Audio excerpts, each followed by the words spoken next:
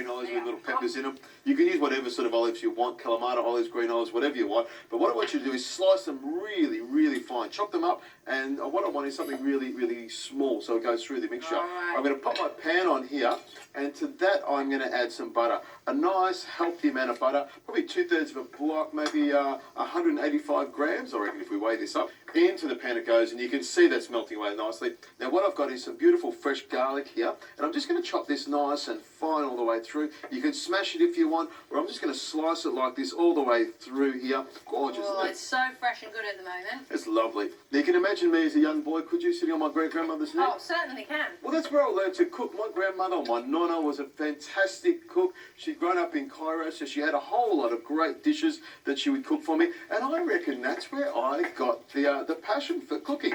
The food was so good that I wanted to replicate that experience, and I like to share it with so many people. And you're so lucky to be getting a dish like this today. There we go. I am. Oh, I love hearing how somebody learned to cook. It's very special. It stays with you forever. Now what I've got is some anchovy here, or hairy fish. Some people love anchovy, some people don't. I use it because it has a great flavour. My nonna would just always put just a little bit of anchovy in everything. It does richen something up, doesn't it? It does. Now I've got a red onion here, just half a red onion. You could use brown onion, white onion, spring onion if you want. It doesn't really matter. Shallots. But a red onion's lovely. It has lovely colour. And what I'm going to do with this is chop it nice and fine like this so it blends up. This stuffing has got to go inside that globe artichoke. So we want to get everything nice and fine so it goes all the way through. In goes the red onions. So small is key right now. It is. And you can tell it's all coming together beautifully. You can smell it. Now I've got here some capers, some small capers here, and there's a little bit of the liquid that goes in there as well, and some lemon. I'm just going to take a little bit of the lemon from the outside here. Gorgeous ingredients. And I'm just going to slice it nice and thin. I could use a microplane if I want, but my nonna would cut it with a knife. In our day, or her day, there was no such thing as a microplane, so she would just cut it up like this, or you could use the side of a cheese grater. In it goes. Now to that, Rosie, I'm going to put some salt in there, Rosie, because this is the flavouring, this is the stuffing. It's got to hold the whole thing together, so you need to make sure that you get plenty of flavour in here from the start.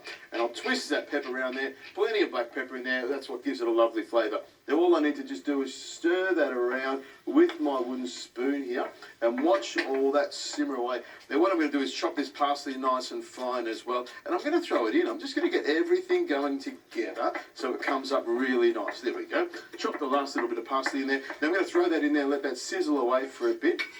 There we go. And those olives, I reckon we can throw They're almost there. Yes, go for it. Let me just throw those last ones in there. I'll tell you what, I'll grab one with the other. Beautiful. In go the olives. And what we're going to do is let that sizzle away. But in the meantime, Rosie, while that's coming together, I'm going to show you how to clean a globe artichoke.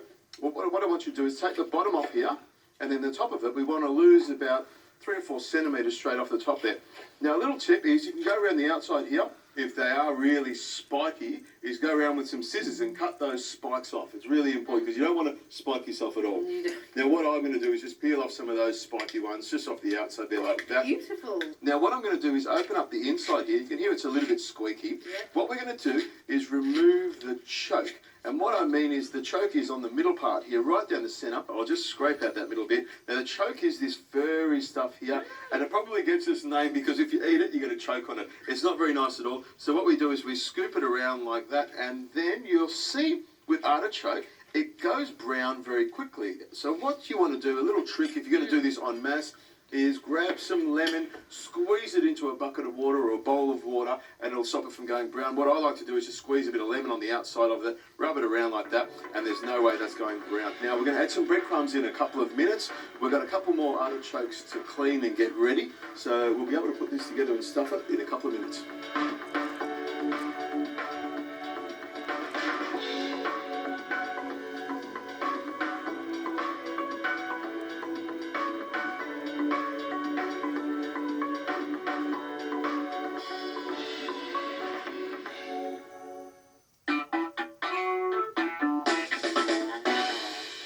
Now, Rosie, the stuffing's made and I've let it cool down a little bit, but it still has a bit of heat to it. So we're just going to get on with it and hot load these artichokes. What I'm going to do is grab some of the stuffing and I just put it in the centre here like this. We want to pack it right out and make sure it's got plenty of stuffing in the middle of it. And then what I do, Rosie, is I get the outside of it here, and you've got to be quite nimble with your thumb and finger. You just grab a little bit of the stuffing and pop it around the outside. Just nimble Mansfield. turn it around here like that. Nimble Mansfield, I like. We'll stick with that one.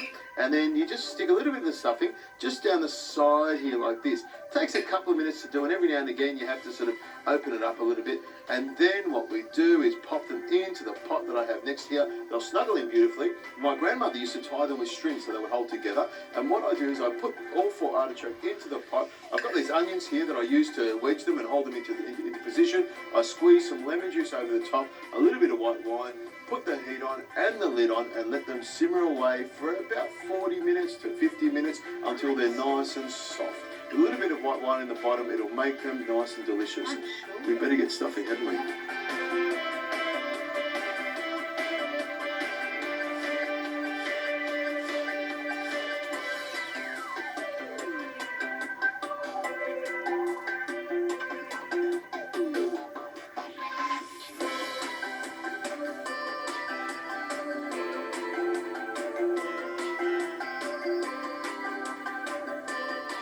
Okay, Rosie, we're all cleaned down and the artichoke is ready. Have a look at that. Smells great, doesn't Interesting it? way of doing it. It looks good, doesn't it? Your nonna was a smart lady. Ah, she was a lovely lady, probably one of the most beautiful people on the planet.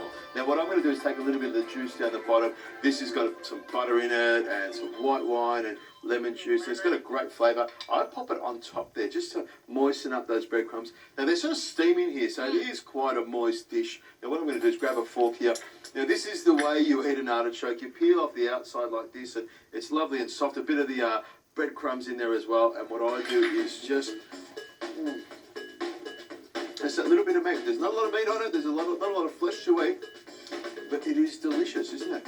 It's cooked beautifully. Those flavours are gorgeous. When I eat this, it almost brings a tear to my eye thinking about my grandmother because she was such a beautiful person, and this is a dish that she would make for me. Oh, well done. Really interesting and beautifully tasting dish. I think she'd be proud of me.